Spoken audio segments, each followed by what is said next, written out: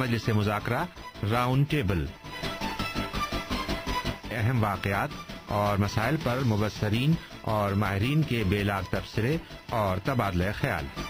Radio आपकी दुनिया की खुसूसी पेशकश। पेश खिदमत है हमारा आज का प्रोग्राम राउंड टेबल। अस्सलाम वालेकुम। रेडियो आपकी दुनिया वॉइस ऑफ अमेरिका वाशिंगटन से आज की राउंड टेबल के साथ मैं हूं यास्मीन जमील। हमारी आज की टीम में शामिल हैं हमारी लैंग्वेज प्रोड्यूसर येती हुसैन और इंजीनियर डेरिल स्मिथ। जैसा कि आप अखबारात में पढ़ रहे हैं और मीडिया पर सुन और देख रहे हैं कि अमरीकी इंतखाबात अपने मुख्तलिफ मराहिल से होते हुए कौमी कन्वेंशंस के मरहले तक आ पहुंचे हैं।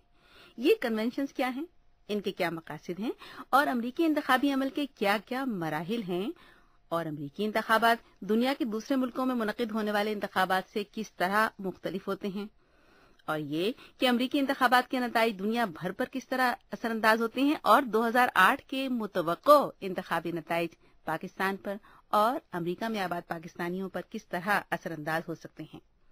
ये हैं वो सीधे सादे मौज़ूआत जिन पर हम आज की इस राउंड टेबल में सीधे सादे अंदाज में मालूमात फराहम करेंगे अपने उन सुनने वालों को जो अमरीकी कौमी इंतखाबात के बारे में ज्यादा मालूमात नहीं रखते या ज्यादा कुछ जानना चाहते हैं।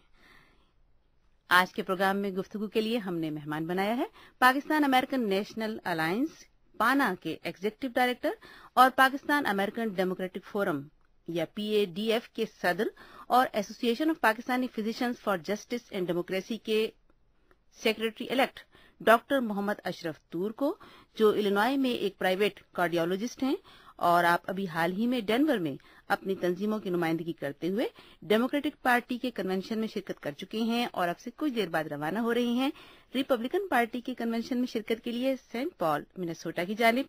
आप इस वक्त इलिनॉय में हमारे साथ टेलीफोन पर मौजूद हैं। हमारे दूसरे मेहमान हैं middle east institute Washington DC के इंटरनेशनल रिलेशंस के शोबे के स्कॉलर डॉक्टर फारूक हसनात। आप पंजाब यूनिवर्सिटी पाकिस्तान के पॉलिटिकल साइंस डिपार्टमेंट के सरबराह रह चुके हैं और पाकिस्तान और अमरीकी सियासत पर गहरी नजर रखते हैं। आप वाशिंगटन में हमारे साथ टेलीफोन पर मौजूद हैं। तो आज की राउंड टेबल का बाकायदा आगाज करते हैं। सबसे पहले हम शामिल करेंगे गुफ्तगू में डॉक्टर फारूक हसनात को। डॉक्टर फारूक साहब, बेहद शुक्रिया आप हमारे प्रोग्राम में तशरीफ लाए। कैसे हैं? जी, अस्सलाम वालेकुम। अस्सलाम वालेकुम। बताइए कि अमेरिका में हर 4 साल बाद होने वाले इंतखाबात किन किन मराहिल से गुजरते हैं और इनमें अमरीकी बाशिंदे किस तरह हिस्सा लेते हैं? जी, अमेरिका का जो सियासी निज़ाम है वो चलता है उनके आइन के ऊपर और फिर जो आइन से कवानीन निकलते हैं उनके जरिए। लेकिन वक्त गुजरने के साथ साथ जैसे सियासी निज़ाम आगे बढ़ा तो उसमें इस किस्म की भी एक्टिविटीज आनी शुरू हो गई जिसमें आइन ने वाज़ेह तौर पे तो नहीं कहा था लेकिन वो सियासी निज़ाम का हिस्सा बन के। उनमें सबसे नुमायां तो सियासी जमातें हैं जिनका आइन में तो जिक्र नहीं है लेकिन उनके बगैर आइन के तकाजे पूरे नहीं हो सकते। उसके बाद उनका तरीका कार कि किस तरह अपने उम्मीदवार को नामजद किया जाए ये भी वक्त के साथ साथ तब्दील होता गया और वक्त के साथ साथ इसमें हम देखते हैं कि चेंजेस आते हैं। दोनों रिपब्लिकन पार्टी जो बड़ी पार्टी है अमेरिका में और डेमोक्रेटिक पार्टी दोनों की तरफ से। अब अमेरिका में यूं हालात हैं कि वैसे तो बहुत सी पार्टी हैं जो रजिस्टर्ड हैं लेकिन नुमाया यहाँ पे डेमोक्रेटिक पार्टी है और रिपब्लिकन पार्टी है, इसीलिए तमाम तवज्जो इन्हीं दोनों पार्टीज की तरफ जाती है।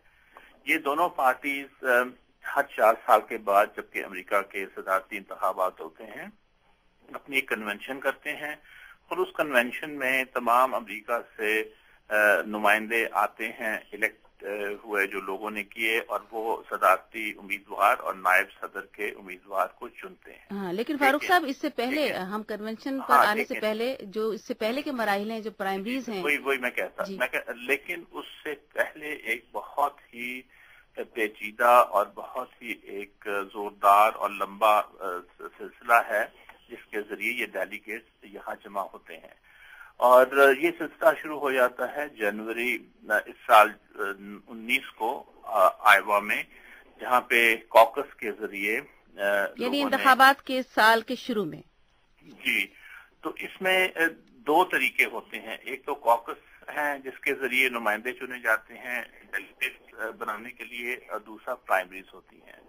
دونوں میں فرق یہ ہے کہ پرائمریز تو ایک سیکرٹ بیلٹ کے ذریعے تمام سٹیٹس کے لوگ ووٹ دیتے ہیں اپنے پسند کے امیدوار کو، اسی پارٹی کے۔ ان دونوں پارٹیز کے یہ علیحدہ علیحدہ چل رہے ہیں۔ اور کوکس یہ ہوتے ہیں جو انفارمل گیدرنگز لوگ کرتے ہیں اسکولوں میں، چرچ میں، ٹاؤن ہالز میں، اور وہاں بیٹھ کے وہ صلاح مشورے کے ساتھ میجورٹی کے اصول کے اوپر اپنے نمائندے چنتے ہیں، لیکن شرط یہ ہے کہ 15% سے کم اگر کسی امیدوار کو ووٹ ملے تو وہ پھر دوسرے کے حق میں چلے جاتے ہیں۔ تو اس میں جنوری سے آپ دیکھیے شروع ہو کر، اور پھر ہم دیکھتے ہیں کہ جون تک یہ انتخابات کا سلسلہ جو ہے وہ جاری رہا تمام ریاستوں میں، ہر ریاست میں الگ الگ؟ جی، ہر ریاست میں۔ اور اس میں جو ڈیموکریٹک پارٹی ہے وہ اس اصول کے تحت کرتی ہے، آپریٹ کرتی ہے کہ وہ پروپورشنل ریپرزینٹیشن جسے ہم کہتے ہیں، یعنی جتنے فیصد ان کو ووٹ ملے ایک ریاست میں اتنے ہی ڈیلیگیٹس ان کو ملتے ہیں۔ ڈیلیگیٹ سے کیا مراد ہے؟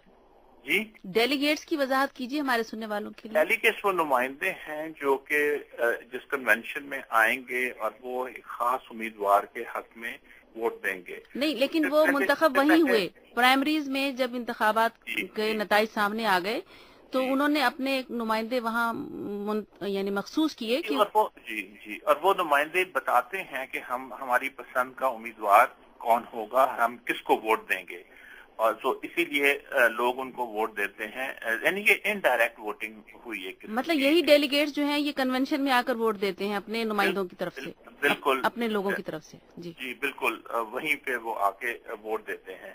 لیکن یہاں پہ ایک اور بھی سلسلہ ہے، مثال کے طور پہ 4233 ٹوٹل ڈیلیگیٹس ہیں، اور اس میں سے ایک امیدوار کو جیتنے کے لیے یا نامینیشن جیتنے کے لیے 2110 ووٹ چاہیے۔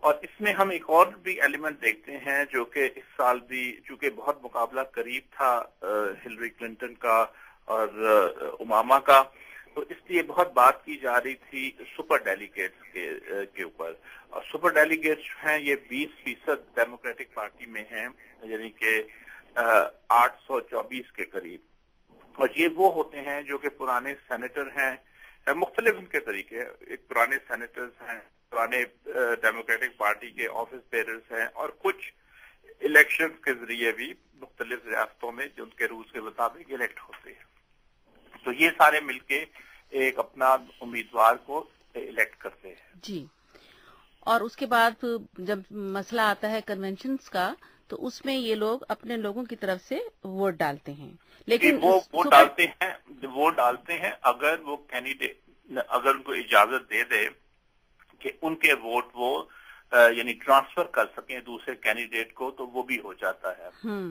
تو اسی طرح ہم نے ابھی دیکھا جب ہلری کلنٹن نے ان کا پہلے سے طے شدہ پروگرام تھا، رول کال دی گئی۔ رول کال کا مطلب ہے کہ ہر اسٹیٹ نے اپنا بتایا کہ ہم کس کو کتنے ووٹ دے رہے ہیں۔ تو جب نیو یارک اسٹیٹ کے اوپر بات آئی تو ہلری کلنٹن نے خود کھڑے ہو کے کہا کہ میں اوباما کے حق میں ہو جاتی ہوں۔ جی فاروق صاحب، بالکل یہ ہم کنونشنز کی بات ضرور کریں گے، لیکن اس وقت ہم ایک چھوٹا سا بریک لے لیتے ہیں اور بریک کے بعد ہم باقی گفتگو کریں گے۔ ڈاکٹر فاروق حسنا صاحب، آپ واپس ہمارے پروگرام میں تشریف لے آئیں۔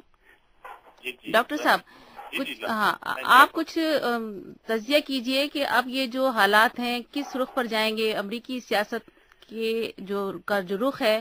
اب آپ نے ڈیموکریٹک کنونشن دیکھ لیا اور ریپبلکن کا کنونشن آپ کے سامنے آنے والا ہے، کیا آپ کا تجزیہ ہے اس وقت؟ جی یاسمین، میں جلدی سے بتا دوں، میری لائن تو ڈراپ ہو گئی تھی لیکن میں انٹرنیٹ پہ آپ کو سن رہا تھا۔ بے حد شکریہ آپ کا۔ اس میں ایک جلدی سے بات کہہ دوں کہ یہ امریکہ کو آزاد ہوئے یا بنے ہوئے 230 سال ہو گئے ہیں، اور اس میں اس طرح نہیں تھے حالات جس طرح کے اب ہیں۔ خواتین کو اور سیاہ فام کو تو اجازت ہی نہیں تھی ووٹ کا استعمال کرنے کی، اور الیکشن میں کھڑا ہونا تو بہت دور کی بات ہے۔ اور پھر 15ویں امینڈمنٹ ہوئی جس میں سیاہ فام لوگوں کو اجازت ملی، وہ بھی 3/4 ان کا ووٹ تصور کیا جاتا تھا۔ اور پھر 19 امینڈمنٹ ہوئی جس میں خواتین کو ووٹ کا حق دیا گیا 1930 کی دہائی میں۔ دیکھیے ابھی بہت ہی ریسنٹ بات ہے۔ تو اس لیے یہ جو ہم یہ دیکھ رہے ہیں امریکن سوسائٹی کو وہ بہت لمبا انہوں نے سفر طے کیا، خواتین نے بھی اور سیاہ فام لوگوں نے، مائنورٹیز نے بھی اپنے حقوق بنانے کے لیے۔ اب یہ دیکھنا ہے کہ کیا امریکہ تیار ہے سیاہ فام کو الیکشنز کے دن ووٹ دے کے منتخب کرے یا نہیں کرے، یا اگر ہلری کلنٹن ہوتی تو پھر اس سلسلے میں ہوتا کیا یہ ابھی تیار ہے خاتون کو الیکٹ کرنے کے لیے یا نہیں۔ یہ ان کا بہت بڑا امریکنوں کا ٹیسٹ ہے۔